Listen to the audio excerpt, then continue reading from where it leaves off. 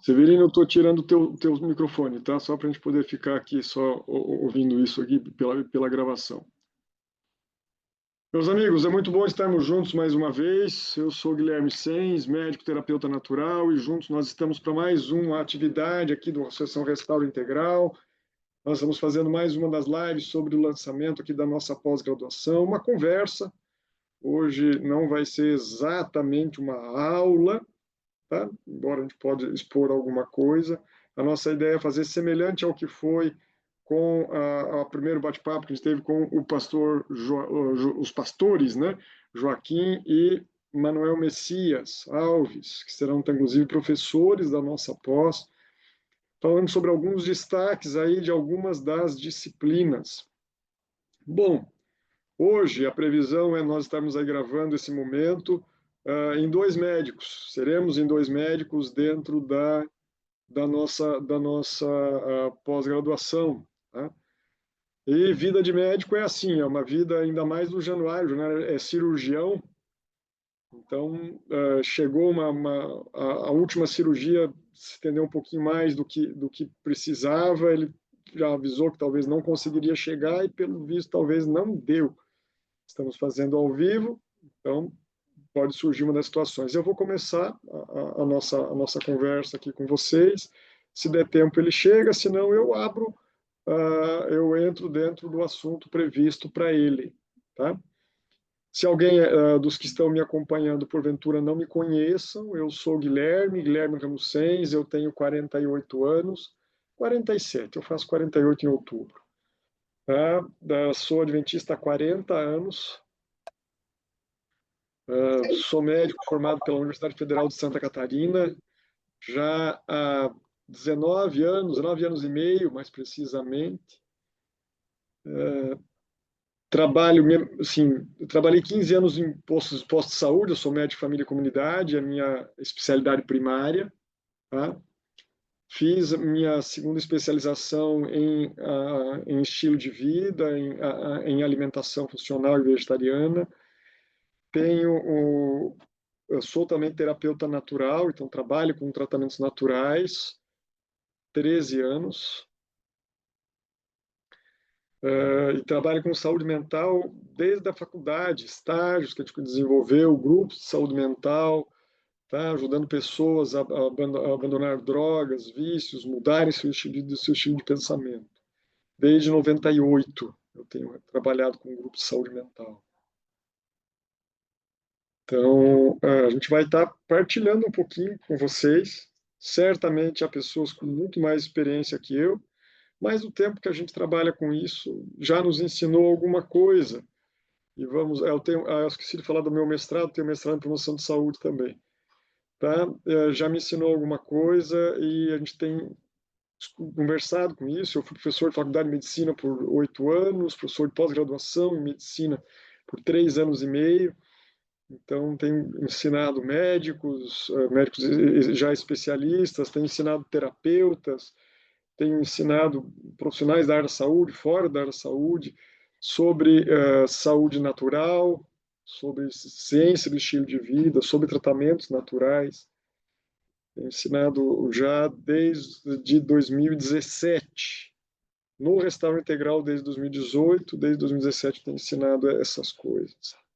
Deus nos deu o privilégio de estar à frente do Restauro Integral. Se você não conhece, o Restauro lhe convida a conhecer.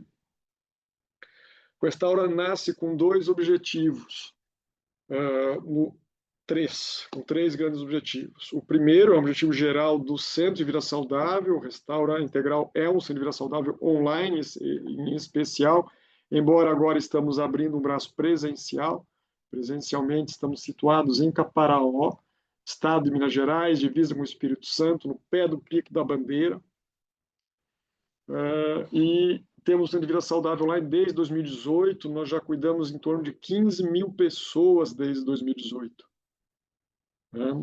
Então, tem sido um privilégio por ter podido aí ajudar pessoas nessa condição.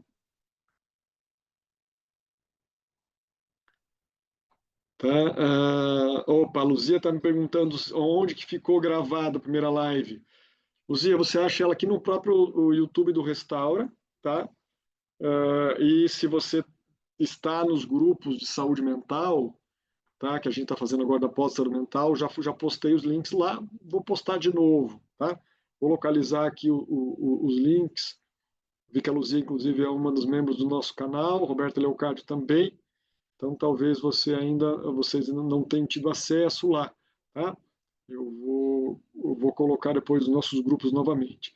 Se você procurar pode botar o nome dos participantes, botar o nome Joaquim, tá? Se você localizar pelo nome Joaquim, por exemplo, aqui no YouTube Restauro, você encontra a live anterior, tá bom? A live anterior falou sobre a influência das diferentes cosmovisões no cuidado sobre saúde mental. A importância de nós não termos uma visão tão humanista, naturalista, mas sim uma visão bíblico-cristã, né, judaico-cristã ocidental. Foi a conversa que nós tivemos no dia 18 de agosto, foi feita a live anterior, tá? Então já tem um tempinho que nós a gravamos, tá bom? E a conversa de hoje nós vamos falar um pouquinho sobre as influências do estilo de vida na saúde mental em relação aos nossos pacientes, a nós como pessoas, como indivíduos, e como terapeutas, como conselheiros, como pessoas que vão estar cuidando de alguém, a gente vai falar da importância do raciocínio clínico para a saúde mental, tá? São os assuntos da live de hoje. Eu estava apresentando o Restaura. Olha só, que é a mente com pressa, né? Eu já agradeço que eu não estou com aquela fã da pressa, né? Para não deixar a ansiedade tomar conta, pelo contrário, com a graça de Deus, o Espírito Santo vai tomando conta da vida da gente e nos transformando. Então, eu estava apresentando o Restauro. O Restauro tem 3 pilares, 3 objetivos, um objetivo em cada um deles. O primeiro é ser um centro de vida saudável online, que ajuda pessoas a transformarem as suas vidas, a viverem uma novidade de vida, dentro de uma que nós entendemos como saúde integral, física, mental, relacional, espiritual, social. Tá? Uma novidade de vida que o Senhor Deus tem para cada um de nós.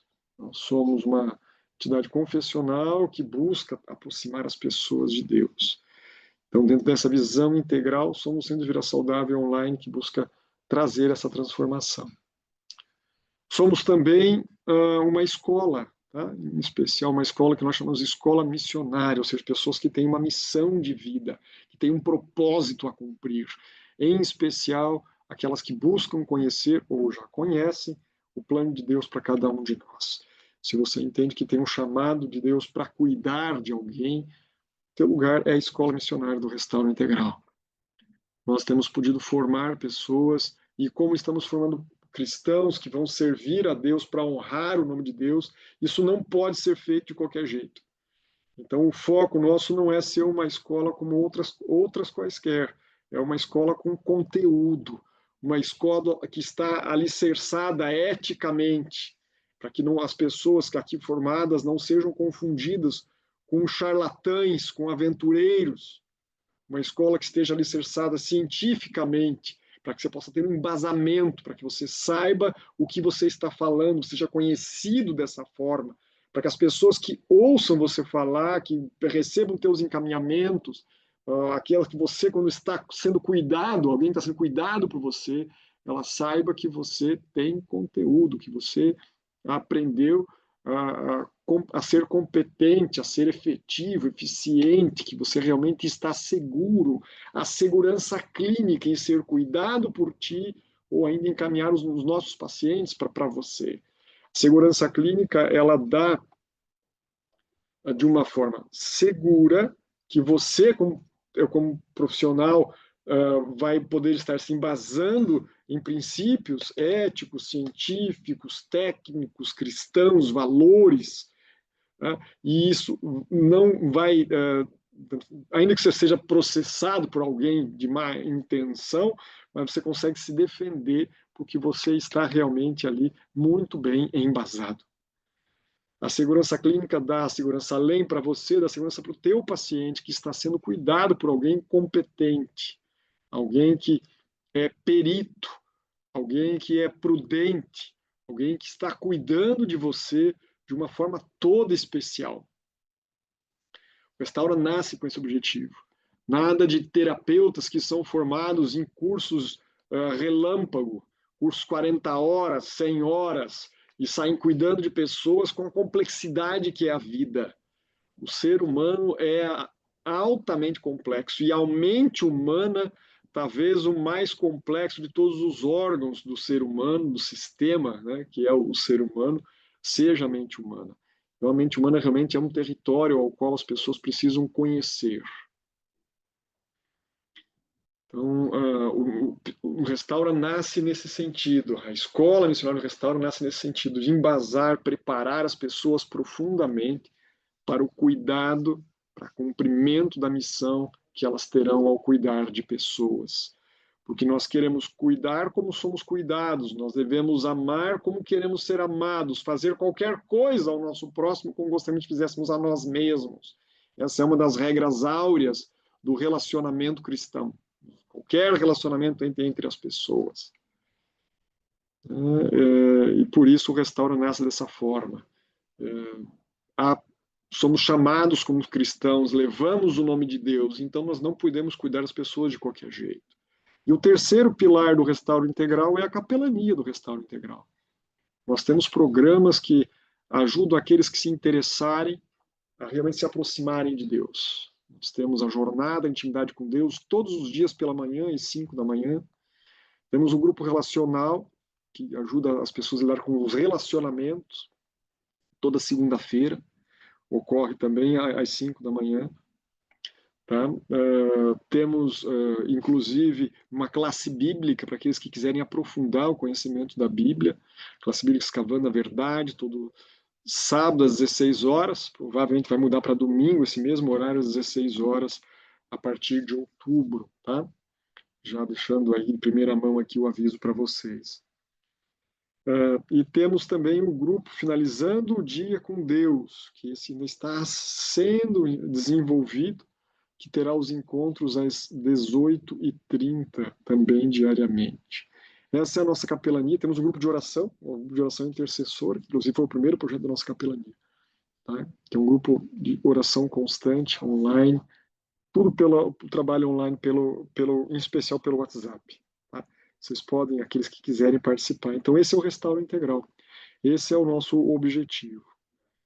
E dentro dos cursos de graduação, nós temos vários outros, mas dentro dos grupos de graduação, né, dos grupos de pós-graduação, nós temos um curso de fitoterapia, estilo de vida e promoção de saúde, também na parceria com o Centro Universitário Adventista de Ensino do Nordeste, o UniaN, a antiga FADBA. E agora estamos lançando esse aqui, que é, assim dizer, um evento de lançamento, um dos eventos de lançamento desse curso, a pós-graduação em saúde mental, com foco em aconselhamento integrativo cristão. Quem não puder fazer, que não for graduado, né, e não vai poder tanto ter um diploma de pós-graduação, mas se interessa por isso, nós também temos cursos na área de saúde mental. Essa parte introdutória que é feita conosco também pode ser feita por pessoas que não têm graduação, tá? E aqueles que têm graduação aproveitam, aprofundam seus estudos, né, e podem receber pelo UniaN o seu diploma de pós-graduado. Tá? Então, dentre esses dois assuntos que nós vamos estar conversando com vocês hoje, sobre o raciocínio clínico em saúde,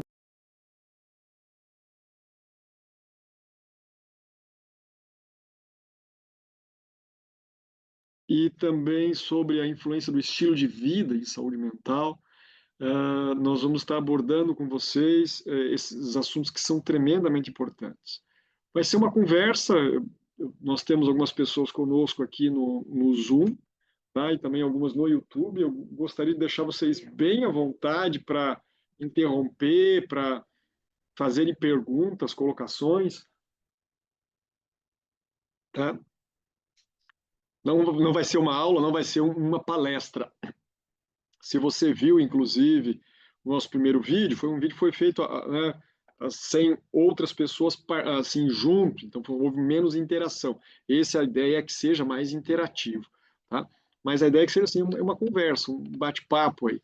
Nosso vídeo anterior, ele foi justamente esse bate-papo entre o pastor Joaquim, o pastor Messias e eu, sobre as influências das cosmovisões na saúde mental. Eu vou começar com a questão do estilo de vida, tá? Aliás, vamos fazer o seguinte, de repente, talvez o Januário consiga entrar, vamos começar então falando sobre a minha parte, sobre raciocínio clínico em saúde mental. E aí depois, se o Januário conseguir entrar, ele faz a fala dele, senão eu mesmo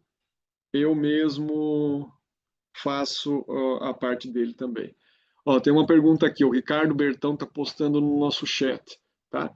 Deixa eu só pegar direitinho a leitura aqui, meu amigo. Eu não tenho graduação, então posso fazer a primeira parte com vocês? Pode, Ricardo. Tá? Você pode fazer a nossa parte.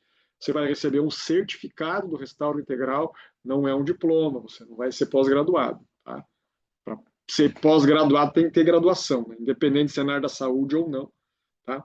Aí você pode fazer a parte conosco, a primeira, igual, em relação a valores, horários, participação, isso não muda.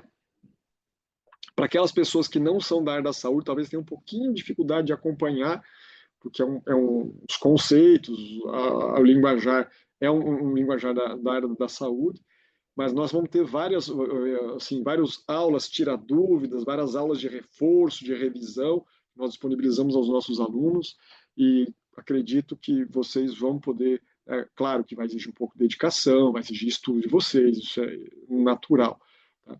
E vocês vão estar conseguindo, acredito eu, que acompanhar sim. Tá? Então, vocês podem estar interagindo comigo sem problema, tá? Vamos falar um pouquinho sobre raciocínio clínico. Então, eu já abordei um pouco sobre segurança clínica, tá? Que é um conceito no qual as pessoas que buscam segurança clínica buscam fazer de uma forma segura, ética, científica, técnica, legal, de que estão cuidando bem, então a segurança clínica para o profissional, e estão bem cuidados, a segurança clínica para o paciente. Raciocínio clínico envolve isso, porque eu preciso pensar no que eu estou fazendo.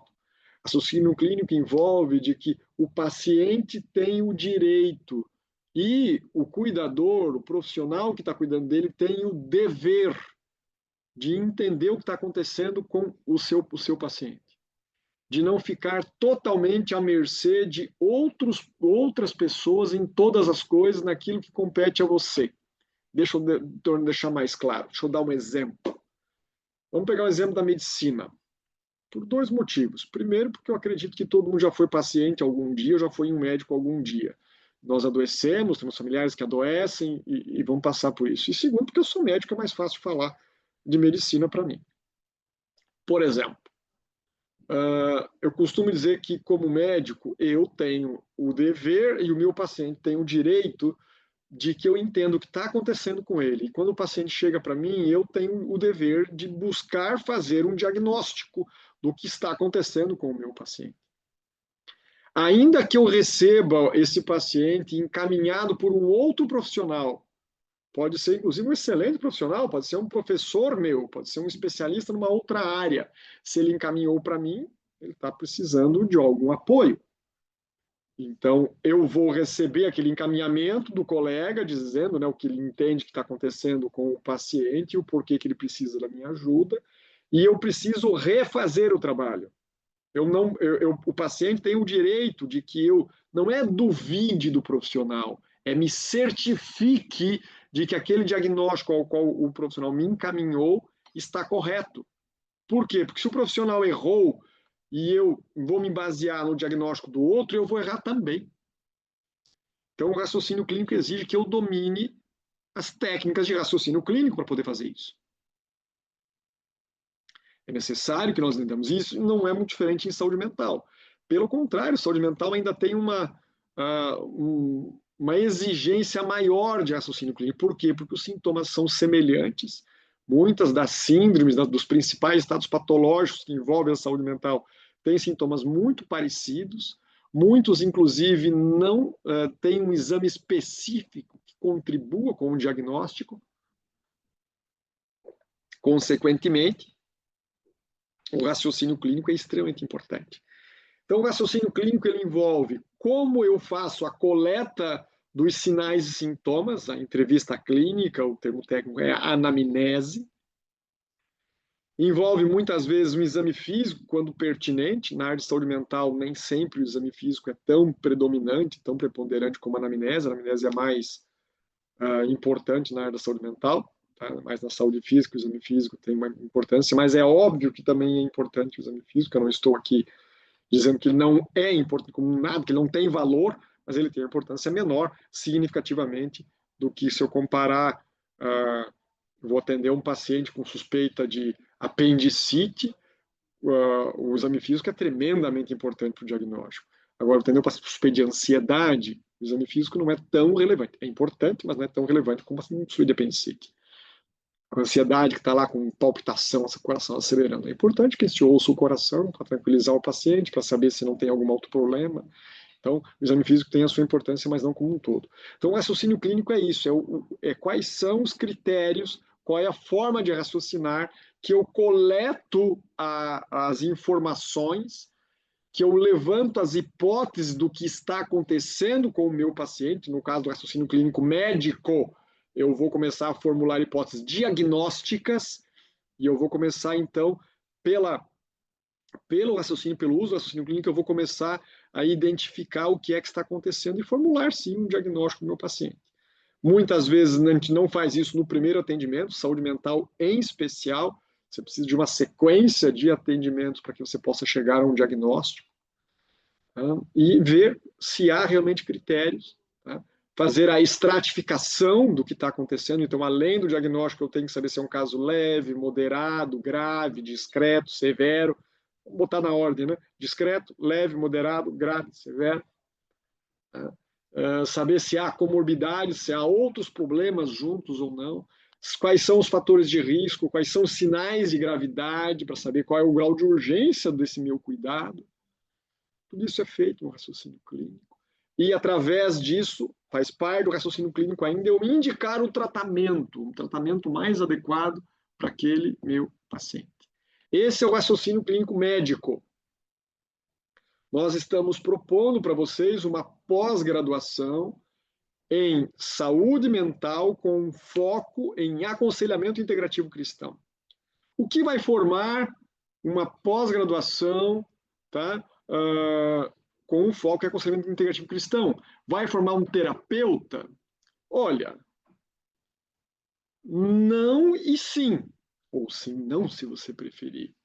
Sim, porque vai formar alguém que vai fazer tratamento. Não, porque não vai ser um psicoterapeuta, não vai ser um psicólogo. Veja bem, você vai ser o que você é, de graduação, de formação, porém com uma especialização. Você vai entender melhor a mente humana, a psique humana e como você pode aconselhar os teus pacientes. Ou seja, você vai se formar um conselheiro integrativo, um conselheiro integrativo cristão, é o principal nome que nós damos, não um terapeuta. Eu sei que o nome terapeuta hoje pode ter uma amplitude muito grande, muito vasta. Então é possível, opa, o Januário está entrando. É possível sim chamar de terapeuta. É possível. Eu não aconselho vocês a se chamarem de terapeuta para evitar confusão. Eu aconselho vocês a se chamarem conselheiros em saúde mental, conselheiros cristãos, tá? Olá, meu amigo Januário, seja bem-vindo. Deus o abençoe, tá? Estou já te colocando também como anfitrião aqui. Sei da correria dos médicos, já estava falando para os nossos amigos aqui, a correria que é a vida do médico, tá? Que não é fácil realmente chegar aí. Eu também tive um pouquinho de dificuldade, cheguei um pouquinho já em cima do horário, não consegui fazer todos os testes que eram necessários antes, mas estamos aqui já ao vivo. Eu tomei a liberdade de assim, atravessar um pouco, né? A ideia era você começar falando sobre estilo de vida e saúde mental, e aí eu comecei com eu quase comecei com estilo de vida, mas vai que o Januário entra depois. Aí se ele entrar, ele se apresenta e ele fala a parte dele, tá? Então eu tomei a liberdade de começar para o raciocínio clínico, e aí você pode abordar a tua fala, tá? De qualquer forma, eu acho que o pessoal não está te vendo, porque como eu estou ligado, eu sei que você abriu a câmera aí, mas abre o microfone, dá uma boa noite aí, meu amigo. que aí o pessoal te vê aqui. Boa noite a todos. É um prazer estar com vocês aqui. Eu estou na correria aqui, estou aqui no aeroporto de Campo Grande. Vou para São Paulo daqui a pouquinho, já estou. O embarque vai começar daqui a pouco, mas queria passar aqui para dar um oi para você que se interessa nessa área de saúde mental e falar do nosso diferencial da proposta dessa pós-graduação, que é dar uma visão muito aliada com a nossa cosmovisão bíblica. Então, vou dar uma boa noite aí. Prazer estar com vocês. Eu quase brinquei com o pessoal assim, acho que eu vou começar oferecendo shalom para vocês, né? Porque shalom, meu amigo, gosta de hebraico, né? O Januário tem um domínio ali, não, começando o domínio da língua hebraica, e shalom tem muito a ver com o que nós queremos passar, né? O significado de shalom é muito amplo. Vai além de paz, de saúde, de bem-estar. Então, shalom esteja com todos, né? Para fazer uma paráfrase entre isso. Meus amigos, eu vou concluir essa parte rapidinho, essa introdução aqui, e acho que depois eu vou até passar a palavra para o Januário, por causa dessa dificuldade dele em relação ao translado, né? Ele saiu do hospital há pouco, foi para o aeroporto, está indo para São Paulo, eu acredito, deve estar indo participar da pesquisa que está fazendo ali, né? Junto ao serviço, junto, acredito, né? Então, o Januário é cirurgião, ele está fazendo um projeto de pesquisa muito legal, que vai estar estudando justamente aí a influência do estilo de vida no tratamento de doenças crônicas. Depois você pode até comentar um pouquinho se quiser, meu amigo. Tá? Né, daqui a pouco ele vai ter que se deslocar novamente, porque ele está esperando ali o aeroporto vai chegar. Eu só vou concluir então essa parte para não deixar no ar. Já te passo a palavra, meu amigo. Tá? Então, concluir essa parte introdutória, meus amigos, para vocês entenderem, e aí a gente já passa para a fala do Januário. Como mencionei, é importante que o médico tenha no seu raciocínio clínico esse pensamento de que eu preciso entender tudo isso. O paciente tem o direito e eu tenho o dever de duvidar, porque se alguém errar, todo o restante da cadeia erra. Então, vocês vão ser formados conselheiros. Ok, eu entendi o que o médico faz, mas o que um conselheiro faz? O conselheiro faz diagnóstico? Não. O conselheiro vai se pautar no quê, então? Para que raciocínio clínico para uma saúde mental como essa? Bom, para que você entenda o processo, para que você entenda o que foi suspeitado por um médico que cuide desse paciente, ou se você está sendo o primeiro cuidador desse paciente, você possa entender se a doença é grave, se não é, se dá para esperar, se você tem que encaminhar hoje, agora, para uma emergência, para uma consulta médica, para um psicólogo, o que você vai fazer com isso? Tá? E você vai fazer o que a gente chama de identificação do estado patológico em saúde mental. Você não vai diagnosticar. Você não vai ser psicólogo, você também não vai ser médico. O diagnóstico é um ato médico. Então, você vai identificar o estado patológico do que está acontecendo com o teu paciente. E nós vamos treinar você para isso. Há um limite dentro da questão da segurança clínica, a partir até onde você vai e a partir de onde você não vai. Então, você vai identificar sinais de gravidade, determinadas situações onde você precisa da participação de um outro profissional. E aí você vai, então, encaminhar esse paciente, essa pessoa ao teu cuidado, para um profissional qualificado de acordo com a necessidade. Tá? Então, assim, resumidamente, quando a gente fala da importância do raciocínio clínico para o profissional, conselheiro, integrativo cristão, seria isso. Você precisa entender o que está acontecendo com o teu paciente para saber como você vai cuidar dele. Para saber se você vai cuidar dele apenas você, se você vai precisar parar dessa pausa, eu creio que deu para vocês entenderem qual que é a proposta. A nossa proposta, claro, isso não é uma aula, a aula a gente vai dar no curso, tá? Na pós. Ah, ele está tentando entrar de novo. Ó. Não, meu filho, você não vai entrar mais.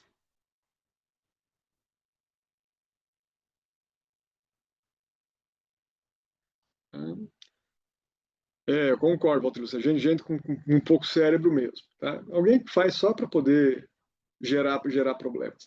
Então, essa é a nossa proposta, que vocês aprendam o que é um raciocínio clínico em saúde mental, tá? Para saberem até onde vocês podem ir e a partir de onde vocês não devem ir. Com segurança clínica para você e para o teu paciente. Essa é a proposta, tá? Se alguém tiver alguma dúvida, vou pedir que faça no final, vou deixar dar a palavra para o Januário agora, para que ele possa bater um papo com vocês aí sobre a influência do estilo de vida sobre a saúde mental. Meu amigo, Olá, boa noite, mais uma vez.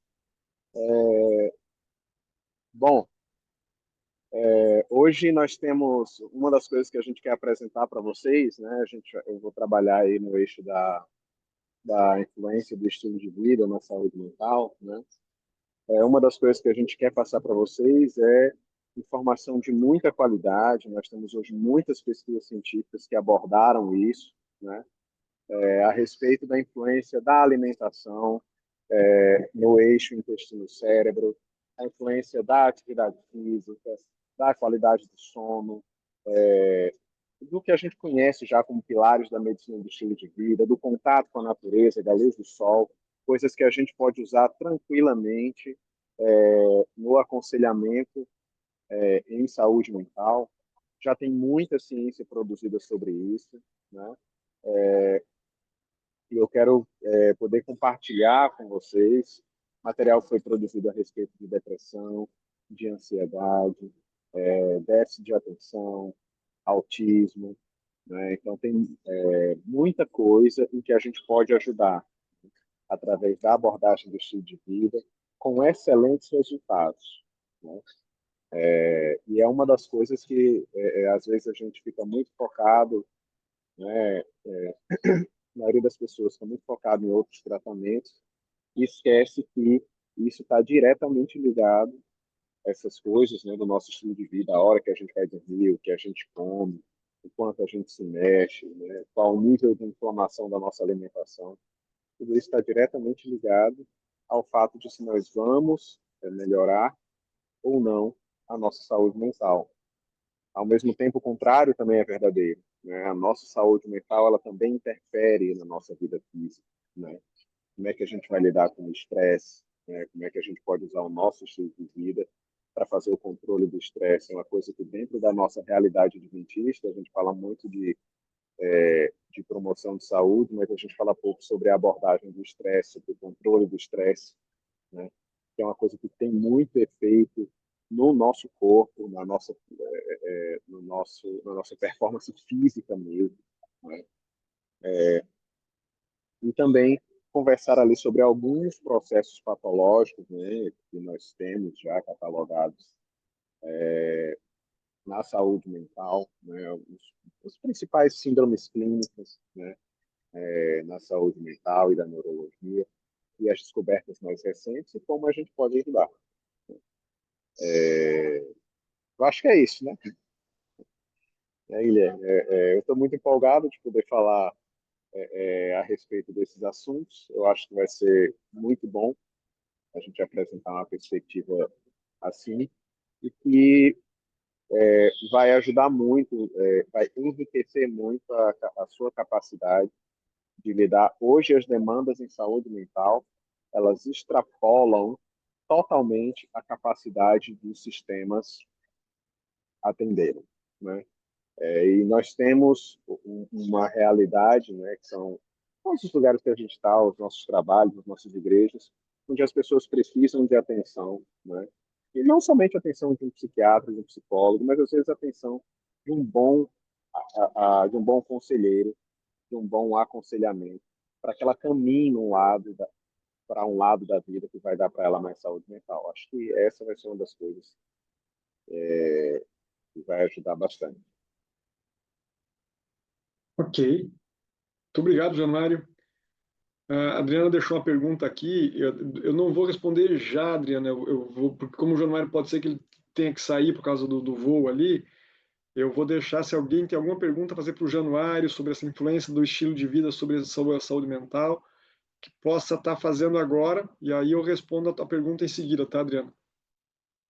Só para a gente aproveitar o homem ali, pegando ele no pulo, enquanto ele ainda não pulou.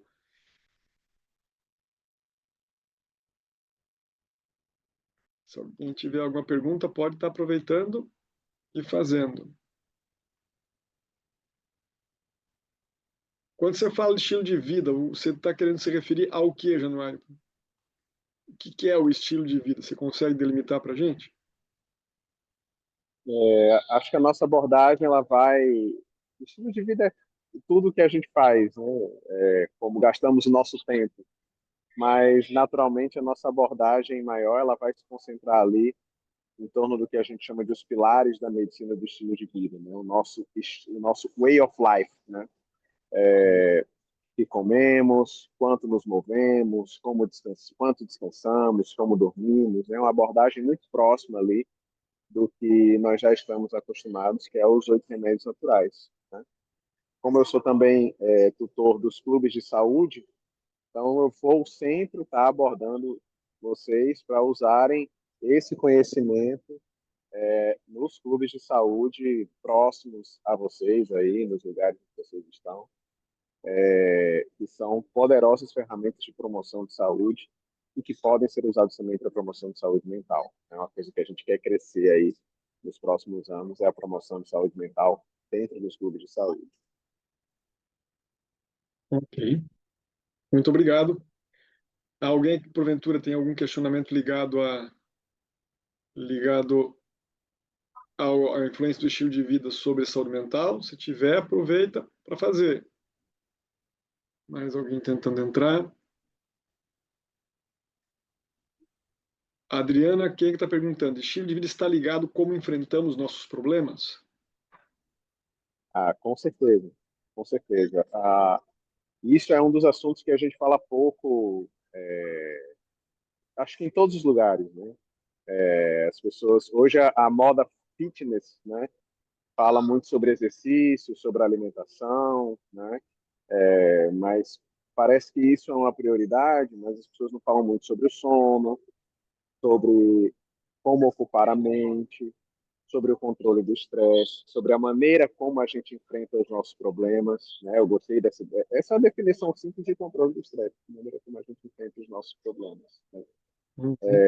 E isso é uma coisa que não se fala muito, mas ela tem o mesmo peso, a mesma necessidade dentro do estilo de vida, né, de ser trabalhado, que o exercício físico, por exemplo, né? As pessoas falam um pouco sobre o sono, sobre o contato com a natureza, né?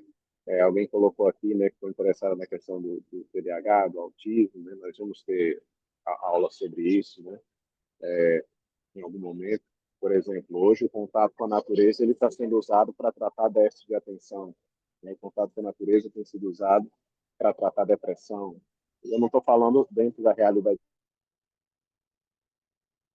Opa, Januário, acho que você travou o som aqui, né? Fui eu, fui tirar o som de um, tirei todo mundo.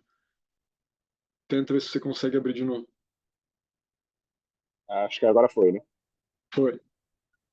Então, como eu dizia, nós Desculpa. temos muitos estudos falando sobre isso, é um assunto que a gente pretende abordar também. E com soluções simples que vocês vão poder ajudar as pessoas, né, que estão com dificuldades ao seu redor, né, propor soluções simples, né? Acho que esse é o nosso ponto forte. A gente vai abordar também sobre como em ajudar as pessoas a mudar o estilo de vida. E nós temos material para isso, né? Conversa como abordar as pessoas, nem todas as pessoas estão na mesma fase de mudança, né? Quando a gente fala de estilo de vida, algumas pessoas já perceberam que precisam mudar, algumas pessoas já estão dispostas a mudar, outras pessoas ainda estão refletindo, né? Então existem instrumentos para a gente lidar com isso, né? Isso também é uma coisa que a gente vai abordar nesse curso. Legal. Então, isso nós vamos ajudar as pessoas a saberem o que fazer para a mudança.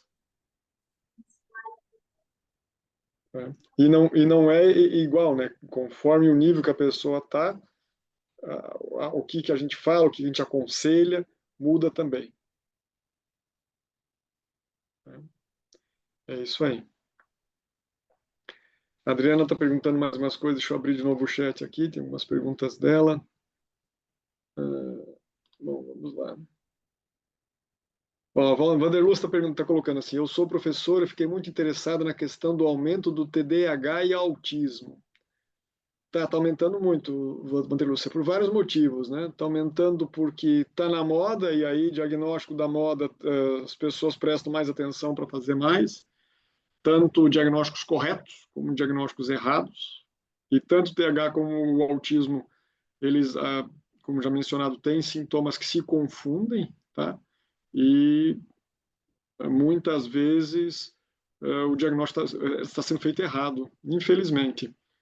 E, inclusive, até pela questão escolar, tá? Não estou dizendo que todo professor está errado, mas existe uma pressão da sociedade, dos pais e das escolas, dos professores, para que se deem diagnósticos rápidos, até porque tem aquela questão de conseguir ou não um segundo professor e tal, tá? Há discussões, por exemplo, até que quando o TDAH leve é de fato uma doença ou apenas uma alteração da forma da mente funcionar, ou ainda se eu falar de crianças mais jovens, crianças que fazem aniversário no final do ano, conjunto com crianças que fazem aniversário no começo do ano, e ela vai ter uma dificuldade realmente de aprendizagem, consequentemente, pode ser confundido com TDAH. Então, até que ponto é simplesmente uma criança ou alguém que recebe um rótulo, né? Até que ponto aquilo é de fato doença. Autismo está aumentando, existem inúmeras teorias até que ponto existe por processo inflamatório, por doenças, por até mesmo as vacinas já foram acusadas de participarem disso. A gente vai ter um momento para conversar a respeito, sim, durante a nossa pós, tá? A gente vai aprofundar, inclusive, nessa conversa, a gente não vai esgotar o assunto, né? Porque existem muitas coisas sobre isso. Mas nós vamos ter tempo de conversar também sobre isso, tá? Então, isso vai ser passado para vocês. A Adriana fez uma outra pergunta, ela colocou assim, as heranças emocionais maternas no ventre, isso também tem a ver? Tem, Adriana, tá?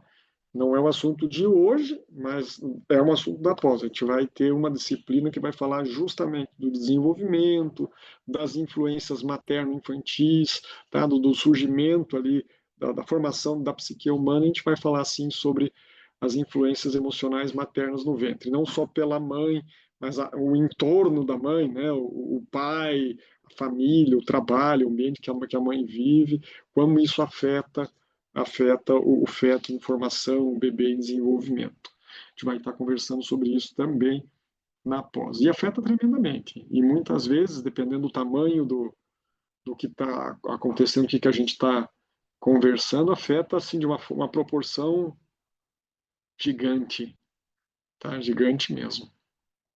Para o resto da vida até. Não estou dizendo que seja irreversível, não, não é. É possível sim se trabalhar com isso, a pessoa aprender a lidar sobre essas influências, mas é uma coisa latente que vai ficar ali, ó, martelando por muito tempo, porque é a base, né? É a base da formação desse cérebro, tá? Não apenas falando em gestação, mas nos primeiros anos de vida, né? Os chamados 1000 dias, né? A importância dos primeiros 1000 dias, ou alguns colocam até 2000 dias também. Então, os 3 primeiros anos de vida, em especial, são certamente aí os mais importantes na formação dos indivíduos, tá? Então, a vida intraútero e após o parto até o 1000º dia de vida é realmente o grosso, ali, mais de 70% da formação do caráter está formado ali. Pode ser transformado? Pode, com a graça de Deus, pode, tá? Potencializado, transformado para o lado bom e para o lado ruim também. Então, as pessoas têm que dimensionar isso, tá? Nós vamos abordar isso também na pós-graduação. Tem um efeito tremendo. Quanto melhor o estilo de vida, e ao falar estilo de vida, não falo só em componentes externos, mas também internos, então, como a pessoa vive, inclusive de saúde mental. Quanto melhor a saúde mental da mãe, dos indivíduos, em torno da criança em si, melhor vai ser a saúde mental dela como um todo, tá? Tudo isso aí interfere diretamente com uma boa saúde mental. Walter Lúcio, as doenças físicas estão diretamente associadas à doença mental e vice-versa, tá? Tem mental associado à doença física associada à doença mental. Sim, a resposta é sim, tá? Por exemplo, eu lembro, acho que foi durante a faculdade, o primeiro caso, eu já tive uns 4 ou 5 casos assim, mas o mais emblemático, o mais forte foi durante a faculdade. Eu estou aqui em Florianópolis, né, estou em São José, na realidade, município vizinho, Santa Catarina. Eu sou catarinense, me formei aqui na Federal de Santa Catarina. E aqui próximo há um lugar chamado Colônia de Santana. Foi o primeiro hospital psiquiátrico de Santa Catarina. Eu tive aula ali. Tá? Tive aula com o professor Pedro Largura, um psiquiatra que ali atendia. E eu lembro de um caso emblemático que ele nos contou. Eu cheguei a conhecer a pessoa, ficou internado durante 15 anos na Colônia Santana, um hospital psiquiátrico. E o problema dela era hipotireoidismo, era um problema de saúde, era um problema de tireoide. A tireoide não funcionava direitamente e ela desenvolveu um quadro depressivo grave, alucinando, né? Porque a pessoa que tem uma depressão muito grave pode ter manifestações psicóticas. E ela teve um quadro psicótico pelo hipotireoidismo. Então foi feito o documento clínico, se diagnosticou hipotireoidismo, se tratou e a pessoa simplesmente foi sendo curada rapidamente do quadro de saúde mental. Só que como ela ficou ali muitos anos e a família, né, com a mentalidade que existia na época, gente, eu me formei em 2006, tá? Então na faculdade isso era no 4º semestre, estou falando do ano 2000, há 25 anos atrás, que o relato chegou a mim. Pedro Largura ele já faleceu, mas é um dos psiquiatras mais antigos de Santa Catarina. Então estou te falando mais ou menos da década de 70, década de 80. Isso. Tá? E era um relato. E eu conhecia a pessoa, porque o que aconteceu? Ela. Ó, o Ricardo, tu és aqui de Santa Catarina, então, Ricardo? Eu trabalhei no frigorífico de frango na Colônia de Santana. Tá? Então, é um quadro social? É, mas é um quadro físico também. Porque essa paciente, o que aconteceu? Ela foi abandonada pela família. Os hospitais psiquiátricos, né, quando você tinha alguém com saúde mental, eles literalmente viravam um depósito de pessoas. Então, é um quadro social? É um quadro social, mas esse também era um quadro físico. Então, pessoas com deficiência de B12, pessoas com deficiência de vitamina D, pessoas com hipotiroidismo, alterações hormonais, processos inflamatórios muito grandes, após Covid mesmo, isso foi muito acentuado. Isso afeta direto a saúde mental. Sedentários, tá? Problemas hormonais, distúrbios hidroeletrolíticos, então concentração alterada, isso afeta a saúde mental. Tá? Problemas com pessoas com problemas no fígado, que daí acaba aumentando a ureia, vai dar um quadro que chama de azotenia, que é uma encefalopatia gravíssima, tá? Por causa do aumento da ureia, a pessoa com insuficiência renal também pode ter isso. Tá? Então, a saúde física afeta a saúde mental, e vice-versa também. Tá? Também temos isso.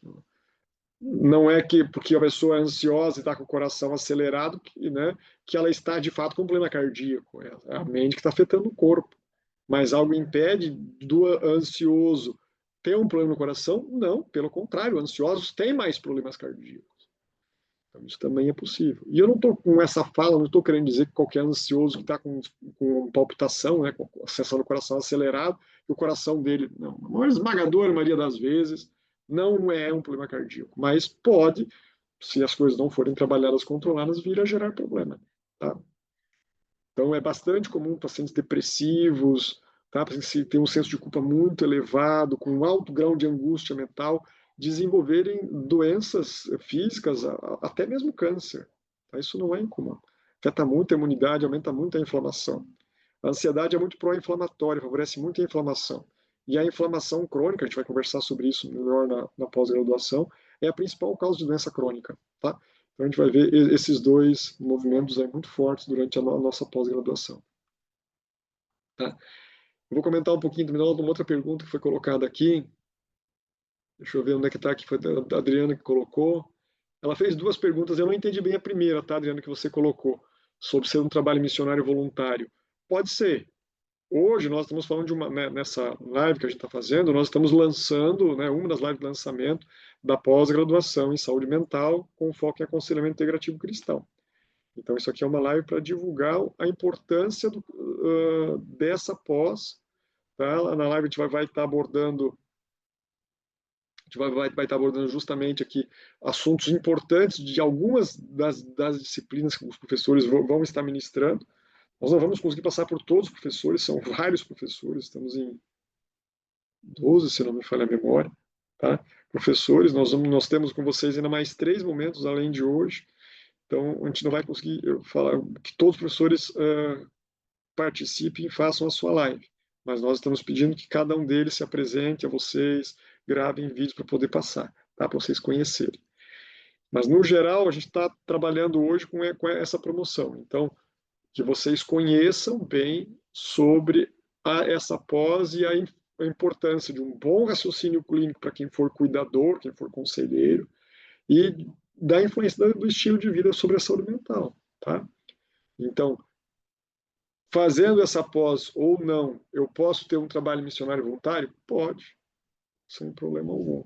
E conforme nós já dissemos, se você é graduado, mas não fez a, né, não vai conseguir fazer a pós-graduação, vai fazer só a nossa parte, você pode trabalhar como um conselheiro, só que você não vai ser pós-graduado, tem essa questão apenas. E aí você pode, por exemplo, trabalho missionário voluntário?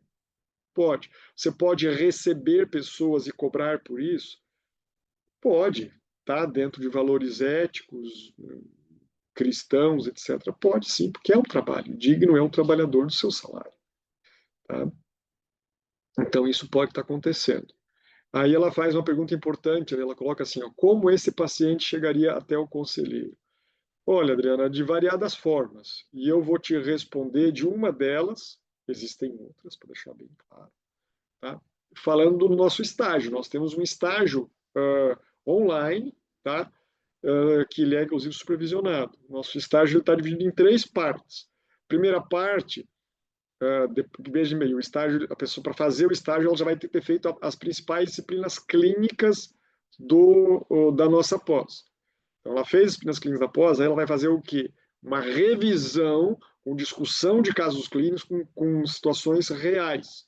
Como eu, como um terapeuta natural, como médico, vou atuar como um conselheiro integrativo cristão para os meus pacientes. Eu vou discutir esses casos com vocês.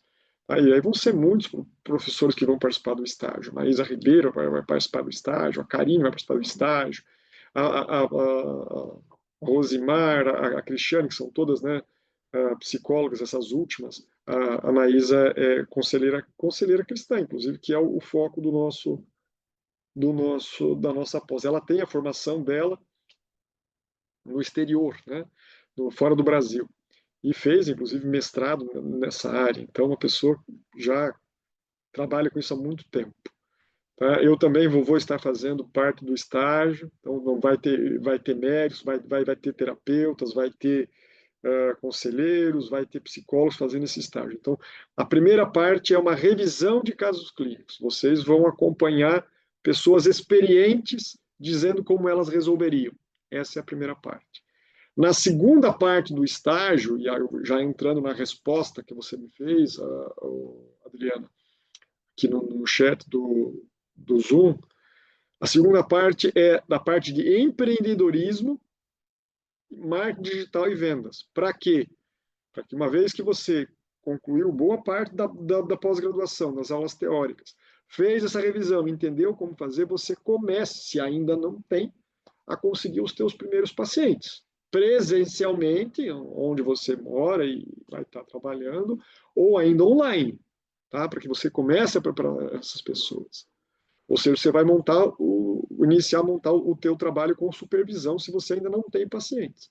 Você vai conseguir na igreja, você vai conseguir numa associação de moradores, você vai começar atendendo uma pessoa, duas, e elas vão indicando para outros, você vai anunciar online, vai ter um canal para se tornar conhecido, o que for. Existem muitos meios.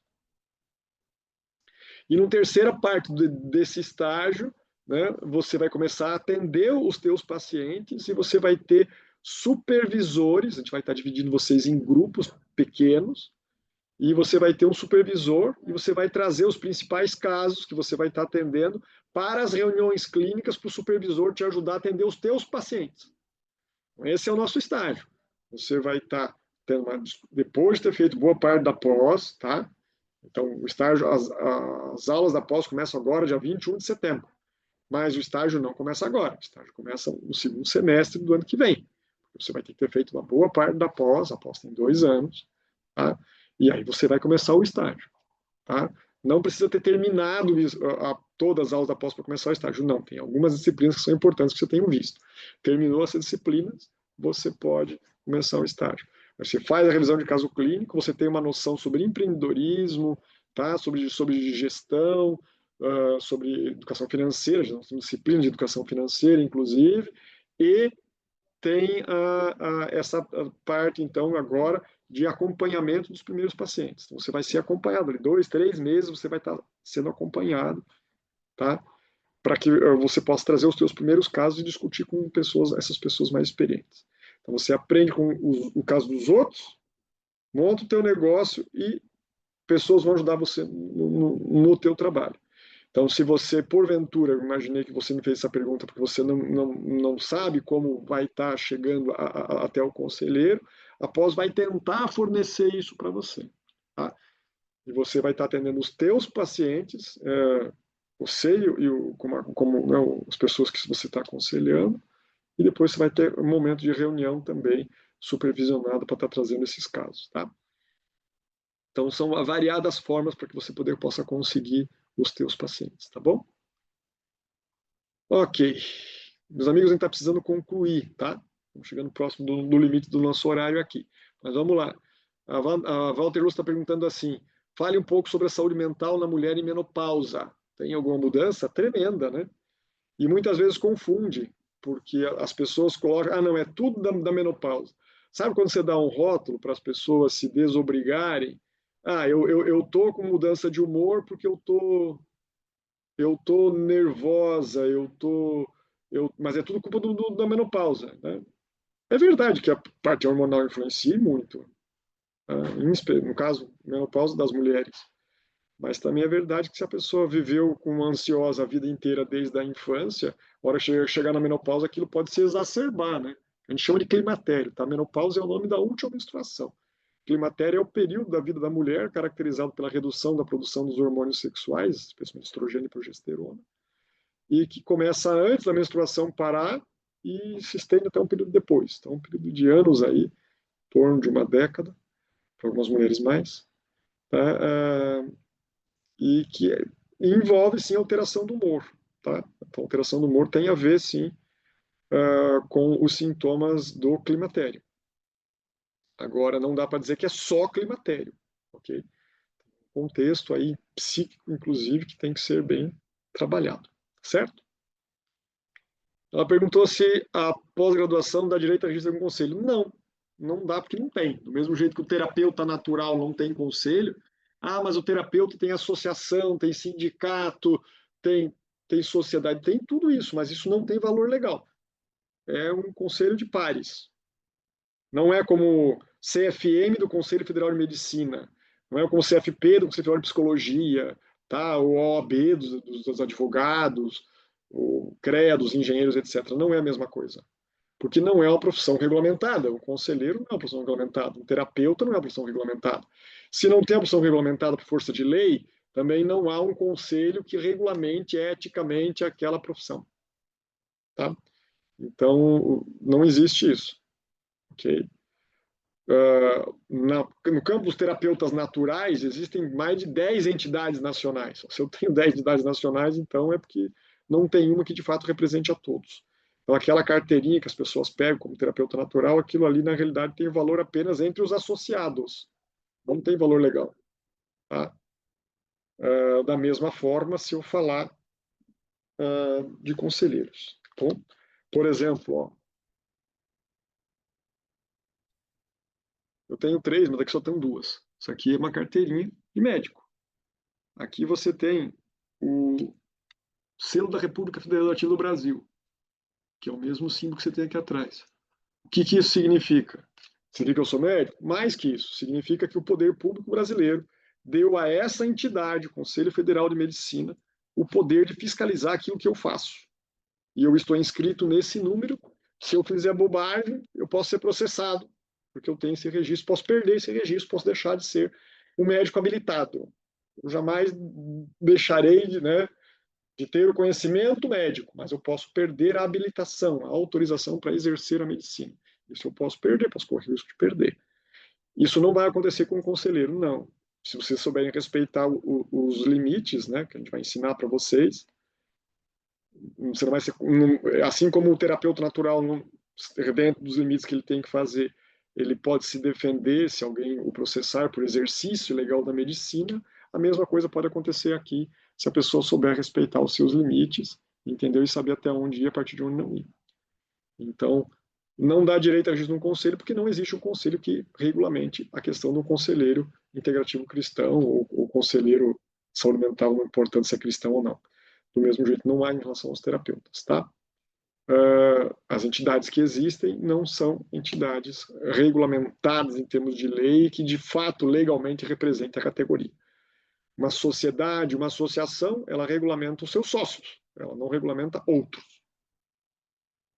E há várias associações. A regra de uma associação pode não ser a regra da outra.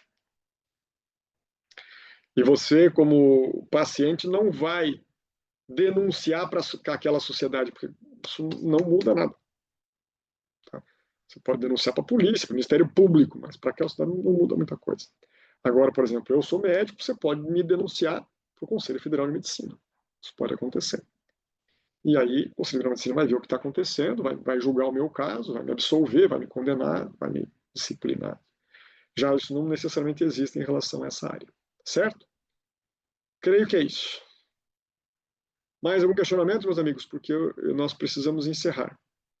Rapaz, só nessa correria, eu acho que eu não orei. Eu orei no começo sozinho, mas eu não orei junto com vocês. Então, vamos terminar com uma oração? Vamos. O Januário já precisou sair, já chegou a vez do voo dele. Eu vou orar com todos então. Vamos orar? Oremos. Ó Santo, Santo Deus, eterno Pai, amante Senhor, querido Rei, muito obrigado pelo privilégio de sermos cuidados por Ti. Muito obrigado, Senhor Deus, pelo privilégio do dom de Cristo, de podermos nos entregar a Ti. Eu quero entregar a cada uma das pessoas que estão conosco, que ainda vão ver a gravação dessa live. Aqueles que estão, Senhor, tomando a decisão de fazer a pós-graduação conosco, os que já tomaram, os que ainda participarão no futuro. Tu conheces a cada um, sabe de nossas necessidades. Pai de amor, conduz, transforma, abençoa, corrige, conforme o Teu querer, para que sejamos realmente instrumentos que glorificam o Teu nome. Tem misericórdia de nós, enche-nos do Teu Espírito, livra-nos do mal, e nos abençoe e nos conduz. E se, por favor, com cada uma das pessoas que nos desse por influenciar, prepara terreno, Pai, nos capacita para chegar até eles e prepara eles, e traz a cura e a libertação, não apenas, mas também através de nós, glorificando o Teu nome uma vez mais. Oramos agradecidos e a Ti entregues nos méritos de Jesus. Amém. Amém, amém. Desculpa a correria, meus amigos. Essa então foi essa nossa live aí explicando um pouquinho como é que vai ser essa pós-graduação para você, tá? E depois você pode dar uma olhadinha lá nos grupos, aprendendo um pouco mais, vendo ali na nossa grade curricular, conhecendo nossos professores, para que você possa também aí tomar a sua decisão consciente sobre participar ou não. Tá bom? Deus abençoe. Até quinta-feira que vem tem live, tá? Vai ser 20 horas, vai ser às 8 da noite. Vai ser com a professora Rosimar e o professor Manuel Messias, tá bom? Eles vão estar falando sobre a atitude do cristão diante do sofrimento, tá? Peço perdão ali, os banners foram divulgados com a data errada, tá? Mas corrigindo, foi a de hoje, já foi, né? Essa aqui, e a quinta que vem tem novamente, tá bom? Deus abençoe, um abraço a todos, que Deus possa conduzi-los e nós possamos permanecer com Ele. Um abraço, tchau, tchau.